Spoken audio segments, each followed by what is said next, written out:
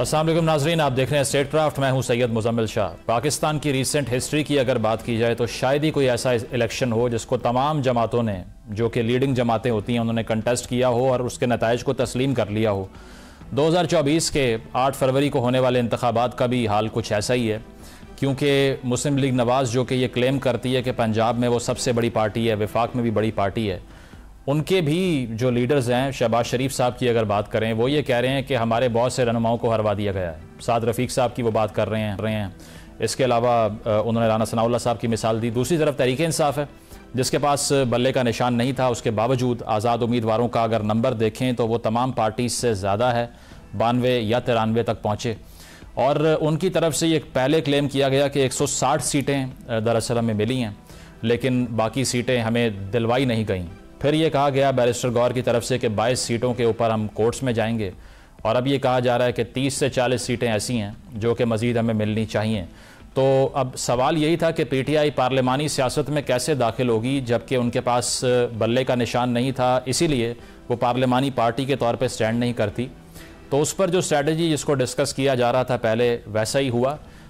मजलिस वहदतुल मुस्लिमीन यानी कि MWM के साथ आज अलायंस करने का ऐलान किया है पीटीआई के तर्जुमान बैरिस्टर रऊफ़ हसन साहब ने, और उन्होंने ये भी कहा कि केपी के अंदर हुकूमत साजी के लिए जमात इस्लामी से हम इलाक़ करेंगे, लेकिन सेंटर के अंदर भी हुकूमत हमारी होगी। और वो ये कह रहे थे कि सेंटर में भी हमारे पास वो नंबर मौजूद होगा जिसके लिए हुकूमत साजी की जाएगी। अलबत्ता इन दावों के अलावा कहा यही जाता है कि शायद पीटीआई ने यह फैसला कर लिया है कि चाहे वो MQM हो, पीपल्स पार्टी हो, मुस्लिम लीग नवाज़ हो, किसी के साथ अलायंस में नहीं जाना और कौमी असम्बली में अपोजिशन बेंचेस पर बैठने को ही तरजीह देनी है।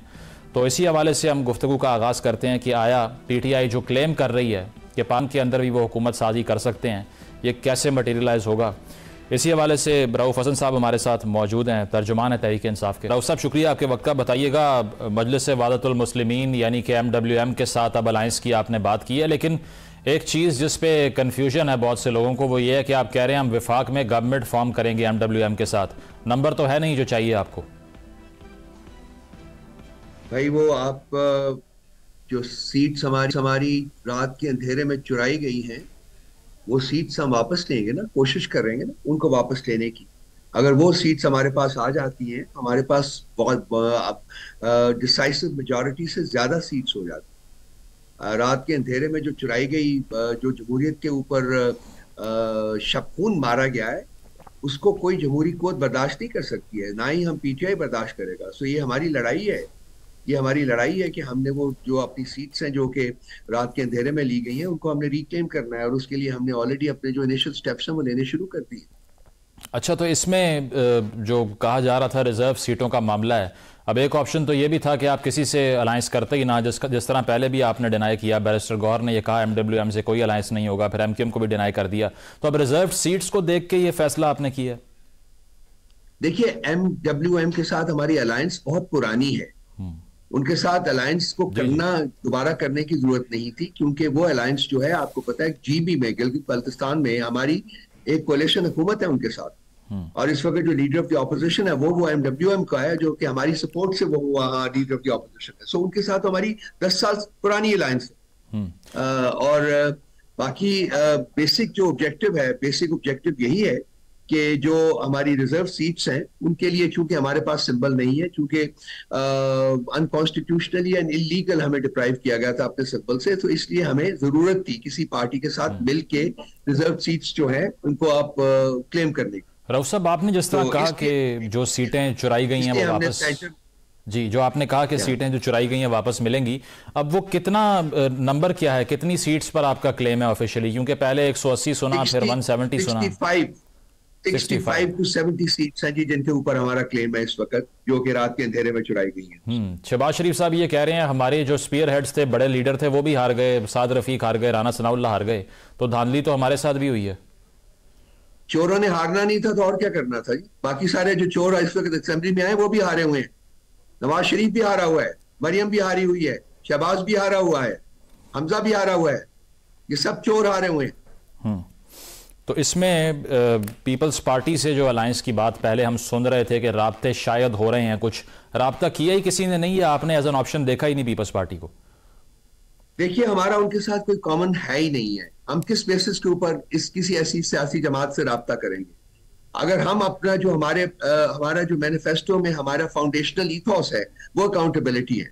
जब हम अकाउंटेबिलिटी को इंप्लीमेंट करने की कोशिश करेंगे तो सबसे पहले तो ये फंसेंगे पीपल्स पार्टी वाले और पीएमएलएन के चोर, ये सारे फंसेंगे।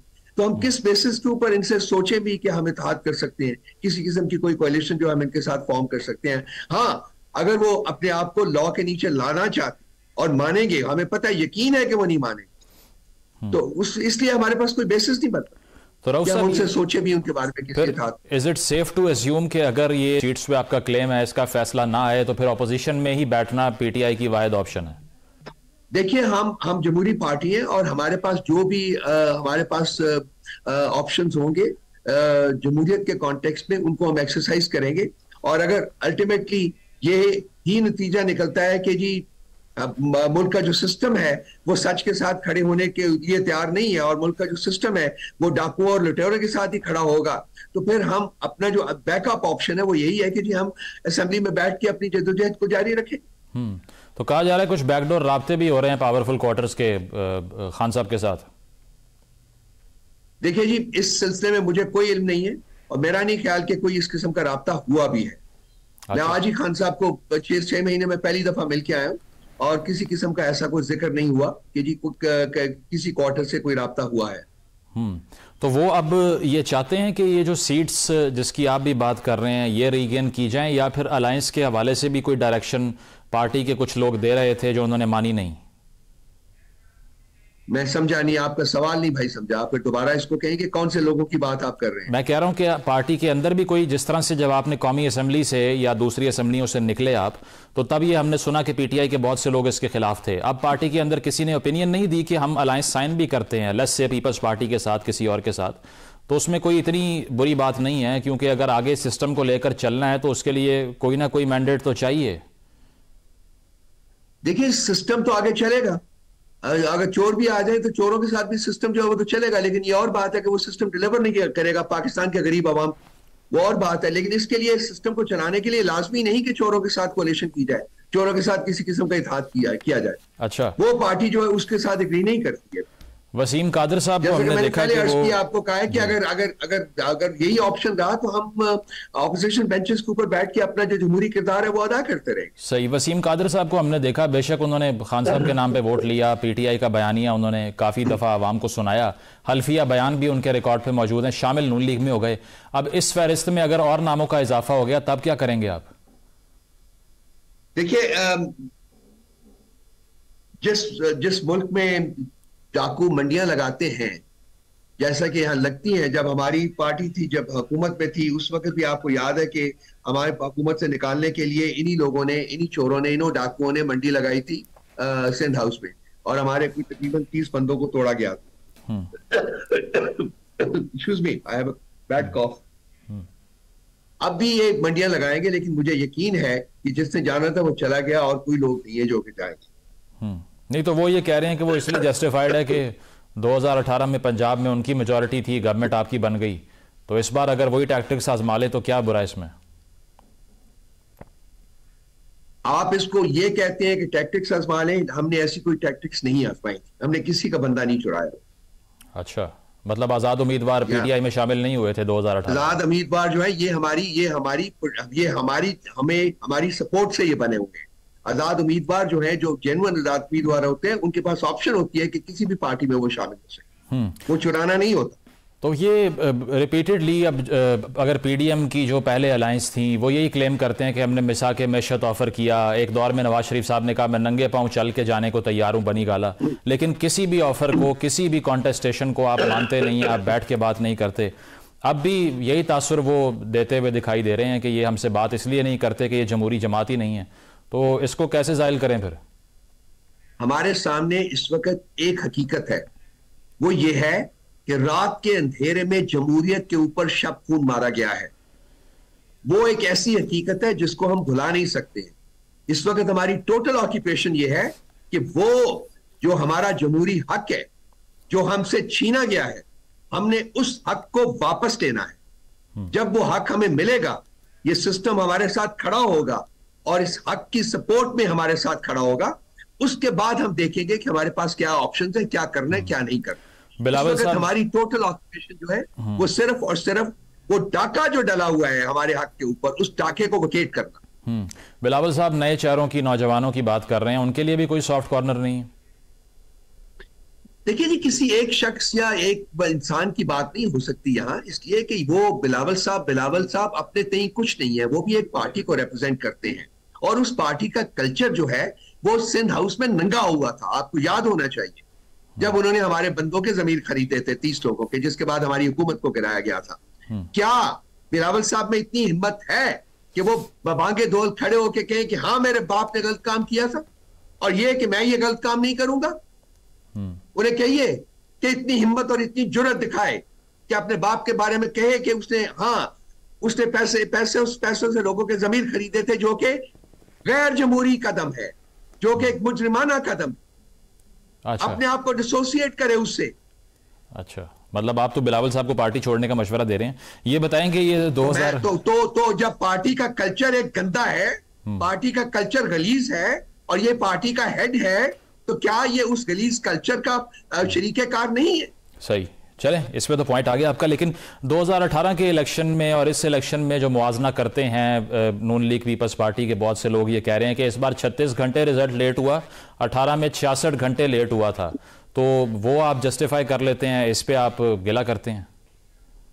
देखिए जी, अगर किसी को तकलीफ उस वक्त पहुंची थी किसी सिस्टम के फेल होने के ऊपर, तो इन्होंने क्या जो इनके पास ऑप्शंस थे वो एक्सरसाइज किए?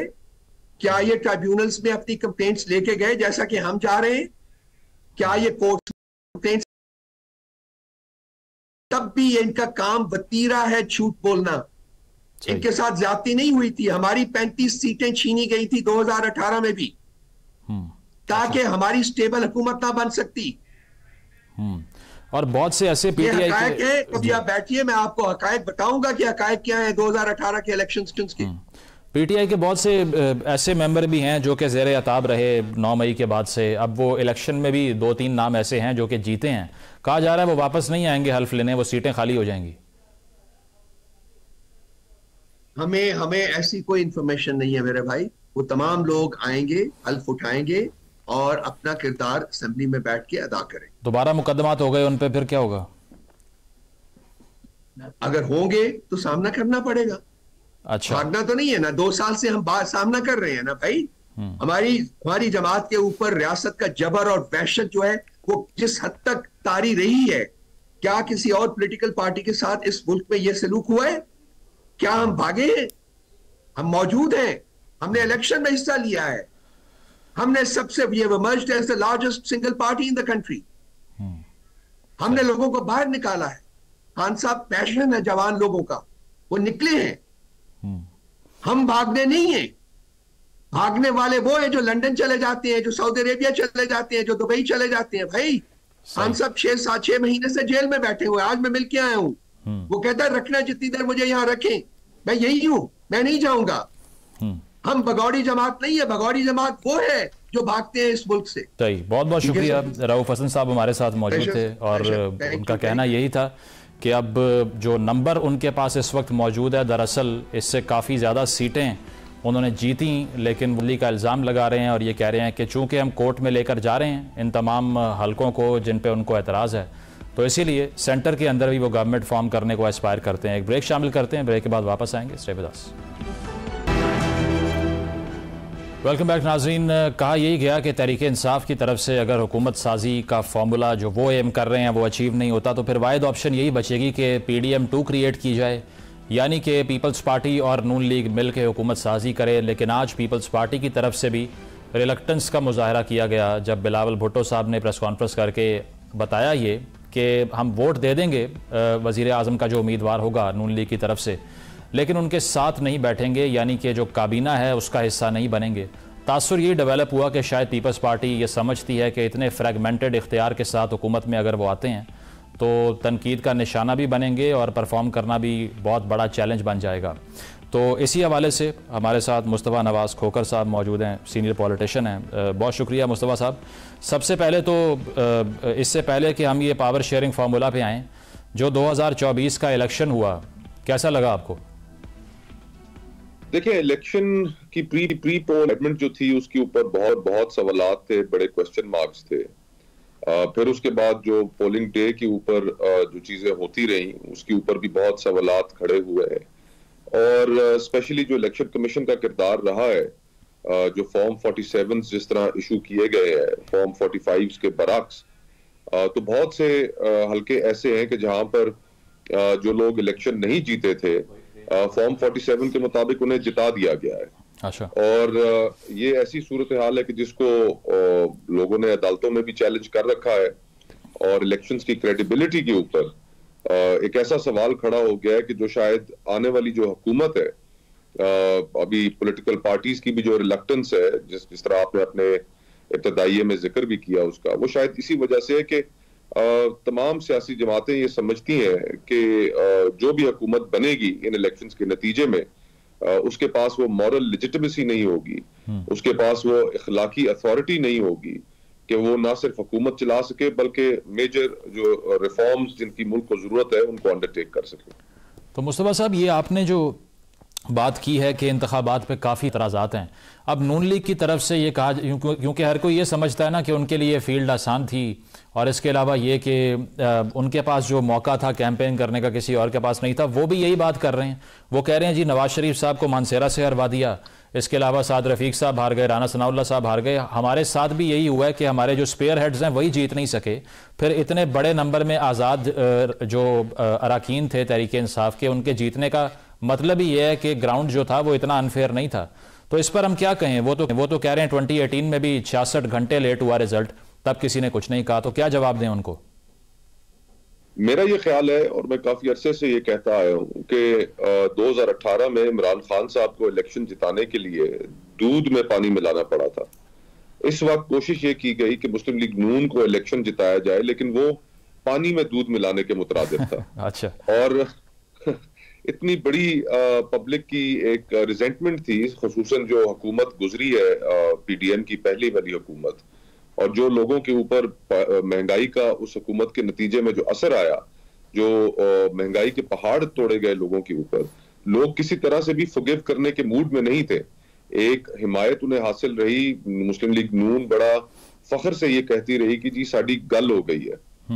तासुर यही देते रहे कि उनके मामलात पाकिस्तान की एस्टैब्लिशमेंट के साथ ठीक है और इक़्तिदार में वही आएंगे, और लोगों ने फिर ऐसा करारा जवाब दिया कि जिसके बाद अभी उन्हें समझ नहीं आ रही कि क्या बयानिया बनाए। उनकी जमात के कई लोग ऐसे भी हैं जो मेरी पर्सनल नॉलेज में है कि जिनको इलेक्शन जिताया जा रहा था और उन्होंने इस तरीके से इलेक्शन जीतने से इनकार कर दिया। अच्छा। ख्वाजा साद रफीक साहब सुनने में आया है कि उन लोगों में शामिल हैं, खुरम दस्तगीर लख साहब उन लोगों में शामिल हैं कि जिन्होंने ये जाली तरीके से जीतने से इनकार किया।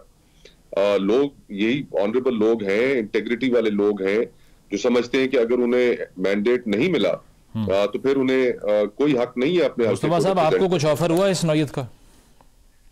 देखिए, मैंने तो इलेक्शन के रिजल्ट को बड़ा कुशादा दिली के साथ तस्लीम किया, लेकिन मैंने तस्लीम ये किया कि मैं तहरीक इंसाफ के जो उम्मीदवार थे, मैं उनसे इलेक्शन हारा। मैं मुस्लिम लीग नून के उम्मीदवारों से इलेक्शन नहीं हारा। मेरे मुकाबले में आईपीपी के भी एक उम्मीदवार थे, उनसे भी नहीं हारा। दोनों हलकों से मुस्लिम लीग नून जीती, बल्कि इस्लामाबाद के तीनों हलकों से असल में तो तहरीक इंसाफ जीती, लेकिन फिर बाद में जो रिजल्ट जिस तरीके से तब्दील किए गए, वो एक उसने मजाक बना के रख दिया है पूरे इलेक्शन के प्रोसेस को।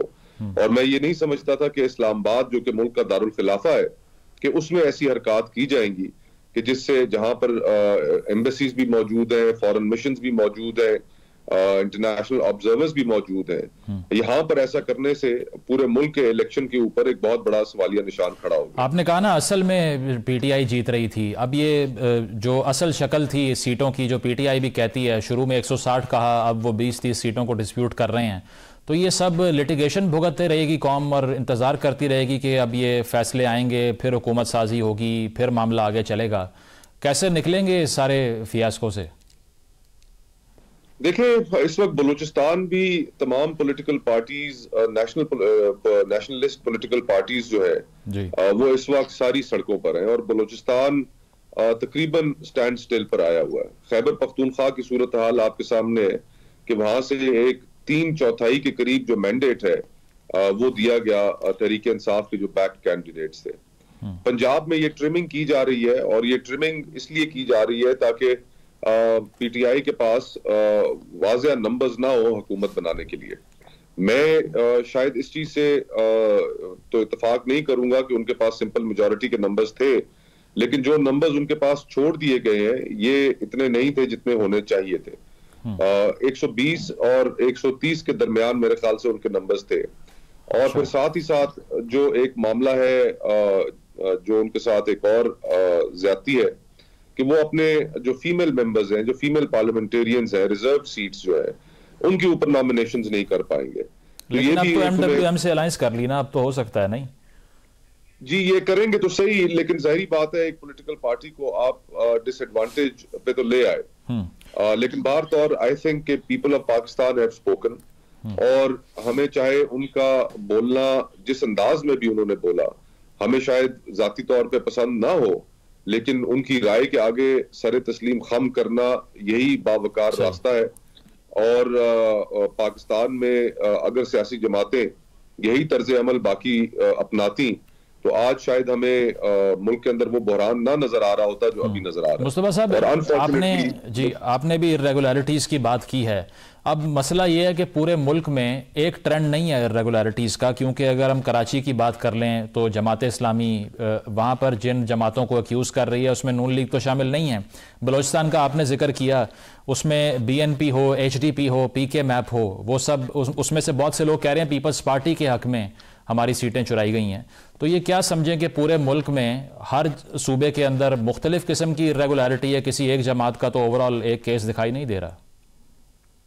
जी हाँ, इसी तरह है। और लेकिन बात यह है ना कि हम इस वक्त एक बड़े सिवियर इकोनॉमिक क्राइसिस से गुजर रहे हैं, और ये बात समझने में तो कोई रॉकेट साइंस है नहीं कि अगर हमने मईशत को दुरुस्त करना है, आम आदमी को रिलीफ देना है, तो उसके लिए हमें उन तमाम इक़दाम से गुरेज करना पड़ेगा कि जिसके नतीजे में सियासी बहरान मजीद गहरा हो।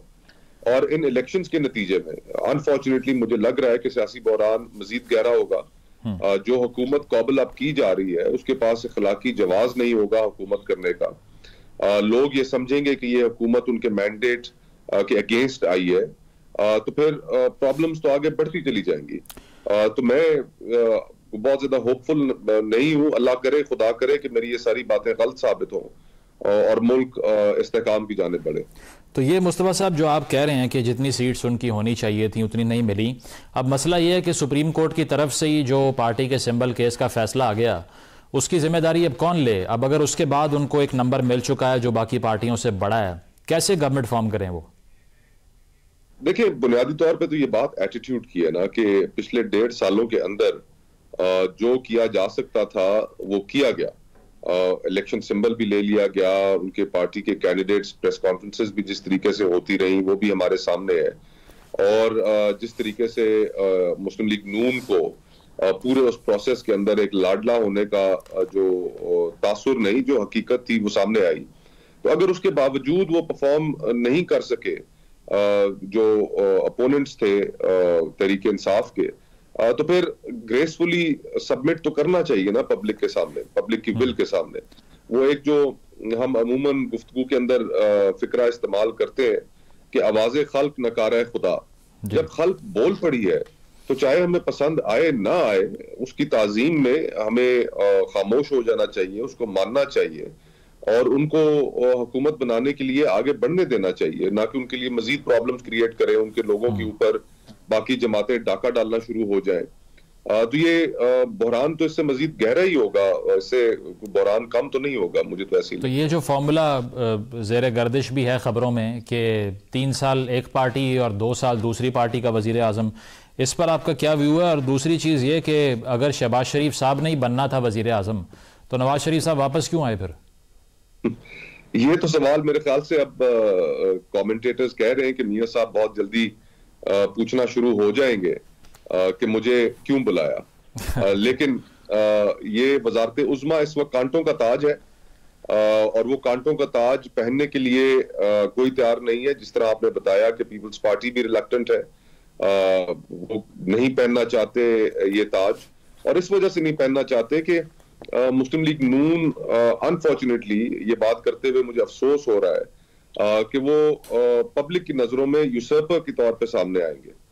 और जब उनके पास मैंडेट जब पब्लिक का है ही नहीं, तो उनके साथ जो भी जमात बैठेगी उस जमात को भी एक पॉलिटिकल कॉस्ट पे करनी पड़ेगी।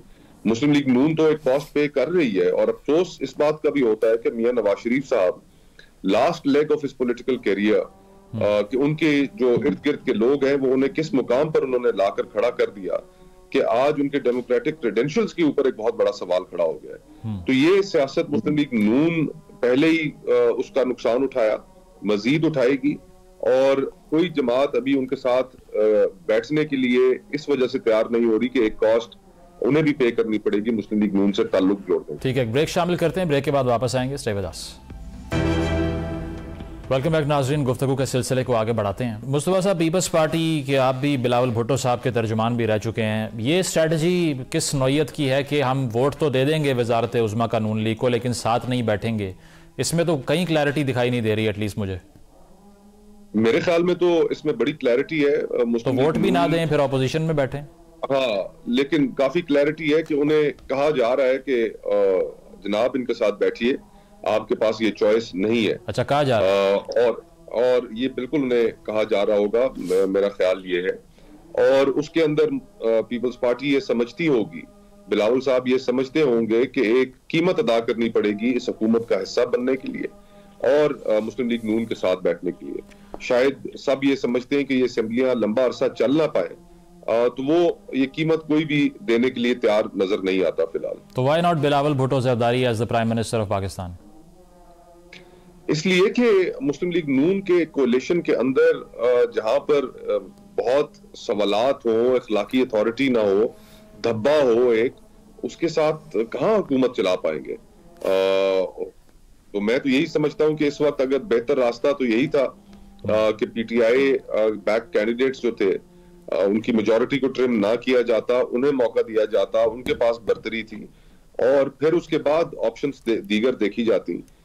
लेकिन जो हमारे मुल्क में फैसला साज है, शायद उन्होंने यही समझा बेहतर कि ये पीडीएम 2 का तजर्बा दोबारा किया जाए। मुस्तफा साहब, लेकिन 2018 की जो असेंबली है उसमें से जो निकला वो तो कुछ और साबित करता है। एक कमज़ोर हुकूमत खान साहब ने बनाई जो कि एमक्यूएम के चंद मेंबर्स के ऊपर डिपेंडेंट थी। उनकी हुकूमत को कॉन्स्टिट्यूशनली गिराया गया। उन्होंने ये कहा कि मेरे साथ ज्यादती हुई है, सिंपैथी वोट मिला, सबसे बड़ी पार्टी बन के इमर्ज कर गई।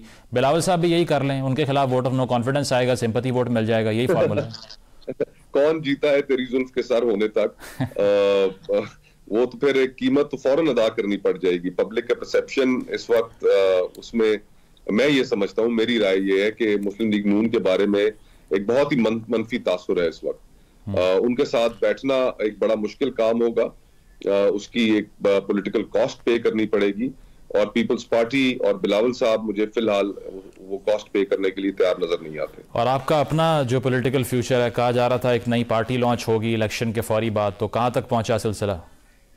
अभी देखते हैं, अभी पॉलिटिकल इवेंट्स जिस तरह के हो रहे हैं वो आपके सामने मुशावरत इसमें करेंगे, और देखते हैं कि आगे चल के क्या हालात बनते हैं। उसमें पॉलिटिकल पार्टी बनने की हम ये समझते हैं कि गुंजाइश तो मौजूद है। तमाम पॉलिटिकल पार्टीज ने जहां पर लाकर इस मुल्क को खड़ा कर दिया है वो भी आपके सामने है। आज लोगों के इश्यूज पर गुफ्तगू नहीं है। आज इस वक्त मुल्क में अगर आप डेटा उठाकर देखें, एदादोशुमार देखें, तो 9 करोड़ पाकिस्तानी सतह गुर्बत से नीचे जिंदगी गुजारने पे मजबूर है। 2 करोड़ 80 लाख बच्चे इस वक्त इस मुल्क में स्कूल से बाहर है, जिनकी तालीम का कोई बंदोबस्त नहीं। सेहत के हवाले से देख लें, महंगाई और मईशत का जो हाल है वो आपके सामने है। तो सियासी जमातें लोगों के इश्यूज को सॉल्व करने में तो नाकाम रही है, इसमें तो कोई दो राय ही नहीं है। भारत और गुंजाइश हम समझते हैं मौजूद है, उस पे दीगर दोस्तों की क्या राय होती है ये आने वाले वक्त में पता चलेगा। तो मुस्तफा साहब, एक हंग पार्लियामेंट की सिचुएशन हम देख रहे हैं कि वो आने वाली है। आपने कहा मसाइल गंभीर हैं, जो कि वाकई हैं, क्योंकि IMF का भी बहुत बड़ा सवालिया निशान है। मार्च में दोबारा नेगोशिएट करना है। इतने फ्रेगमेंटेड मैंडेट के साथ कोई क्या ही अचीव कर लेगा? कोई भी पार्टी आ जाए, फिर सोल्यूशन क्या है? दोबारा इलेक्शन करवा दें, क्या करें फिर? देखिए, पार्टीज के पास सोल्यूशंस तो है ही नहीं ना। ये वो पार्टीज हैं सारी जो हर दफा ट्राई की जा चुकी है। आप मुझे खुद बता दीजिए कि क्या तहरीक इंसाफ हो या पीपल्स पार्टी हो, क्या उनके पास कोई फाइनेंस टीम है इस वक्त अवेलेबल? नहीं, वो इसहाक डार साहब हैं नून लीग के पास। हाँ, नून लीग का जो तजर्बा रहा इसहाक डार साहब का, वो भी आपके सामने है। तो हमें जिन चीजों की जरूरत है, पॉलिटिकल पार्टीज इलेक्शन से 10 दिनों पहले तक तो अपने मंशूर तक सामने नहीं लेके आ सकी थी। ये उनकी संजीदगी का आलम है मुल्क के मसाइल के हवाले से। हमें निजाम इंसाफ के अंदर रिफॉर्म्स चाहिए, हमें मईशत के अंदर रिफॉर्म्स चाहिए, हमें फॉरेन पॉलिसी के अंदर रिफॉर्म्स चाहिए। आप कोई एक शोबा ऐसा नहीं उठा सकते पाकिस्तान में जिसको रिफॉर्म्स की जरूरत नहीं है, लेकिन ये जमातें ना कर सकी और ना इनके पास प्रोग्राम्स हैं। तो seriously we would have to put our minds together to rescue the country from the crisis that it is in. और अनफॉर्चुनेटली जमातों की तरजीहात में सिर्फ इक़्तिदार हासिल करना है और इक़्तिदार के मजे लूटने हैं, लेकिन रिफॉर्म्स करना नहीं, अवाम की जिंदगी में बेहतरी लेकर आना नहीं। ये तो अपनी जगह पर हकीकत बदस्तूर मौजूद है। और इसके अलावा जो हमने ये 2-4 केसेस होते हुए देखे हैं कि हाफिज़ नईमुर रहमान साहब कहते हैं मुझे सीट नहीं चाहिए, जहांगीर तरीन कहते हैं सियासत छोड़ रहा हूँ, जमात इस्लामी के और लोग ये कहते हैं पॉलिटिक्स छोड़ रहे हैं, अमीर अदर हूती कहते हैं कि मैं इस्तीफ़ा दे रहा हूँ। ये आउट ऑफ नोवेयर इतनी स्पिरिट कहाँ से आ गई? मुझे तो लग रहा है ये स्कैंडिनेविया की पॉलिटिक्स है, हर कोई मान भी रहा है और हो क्या रहा है। देखिए, ये अच्छी बात है, अच्छी चीजों को हमें अपने माशरे में वेलकम करना चाहिए। जिन लोगों ने बड़ा दिल दिखाया है, ये ट्रेडिशंस हमारी सियासत के अंदर पढ़नी चाहिए। ये हमारी सियासत के अंदर नापैद थी और इनके बनने से हमारी जो पॉलिटिकल एनवायरनमेंट है, जो सियासी कल्चर है, वो इम्प्रूव होगा। और ये एक अच्छा अमल किया है लोगों ने, मैं तो इसकी तारीफ करूंगा। ठीक है, बहुत बहुत शुक्रिया। मुस्तफ़ा नवाज खोखर साहब हमारे साथ मौजूद थे। उनका कहना यही था कि जितनी कल पार्टीज़ इस वक्त मौजूद हैं, अनफॉर्चुनेटली उनके पास सलूशन नहीं है। उसकी वजह यह है कि एक तो मैंडेट क्लियर नहीं है और दूसरी चीज़ नून लीग के हवाले से उन्होंने वाजे की, जो कि तजिया निगार बहुत से वो भी यही बात कर रहे हैं कि उनका पॉलिटिकल कैपिटल पीडीएम की 16 माह की हुकूमत के बाद इतने बड़े नंबर में लूज़ हो चुका है कि कोई भी उनके साथ बैठने पर रजामंद नहीं है। शायद यही वजह है कि पीपल्स पार्टी की तरफ से भी ये बात की गई कि वोट आपको दे देंगे लेकिन काबीना का हिस्सा नहीं बनेंगे। उसकी वजह यह है कि पंजाब के अंदर अपने स्ट्रॉन्ग होल्ड से जब उनके बड़े बड़े उम्मीदवार हारे तो तासुर यही डेवलप हुआ कि जो पीडीएम की हुकूमत के फैसले थे उसके बाद अवाम में मकबूलियत उनकी तेज़ी से नीचे जा रही है। एक ब्रेक शामिल करते हैं, ब्रेक के बाद वापस आएंगे। Stay with us. Welcome back नाजरीन। आने वाले दिनों में सबसे बड़ा फैसला ये होगा कि जो हल्के इस वक्त लिटिगेशन में जा चुके हैं उस पर क्या फ़ैसला होता है, क्योंकि पीटीआई ये क्लेम करती है कि उनका जो फिल वक्त नंबर बताया जा रहा है जो कि 92 से 93 के दरमियान है, इस पर यह कहा जा रहा है कि मज़ीद रहनुमा पीटीआई के जो कि आज़ाद हैसियत में इलेक्शन में गए उनको जीतने नहीं दिया गया और ये फ़ैसले वो कोर्ट से एक्सपेक्ट करते हैं।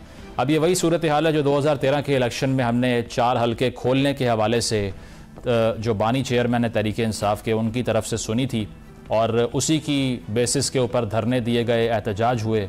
तो सबसे बड़ा ख़दशा इस वक्त ये है कि मुल्क की मैशत जो कि पहले ही मुश्किलात का शिकार है, क्या वो मज़ीद सियासी इंस्टेबिलिटी की मुतहम्मिल हो सकती है, क्योंकि जो फैफन की रिपोर्ट है वो भी खासी इर्रेगुलरिटीज़ को वाज़े करती है। ये बताया गया कि 30% पोलिंग स्टेशंस पर फॉर्म 45 आवेज़ा ना करना एक मसला रहा।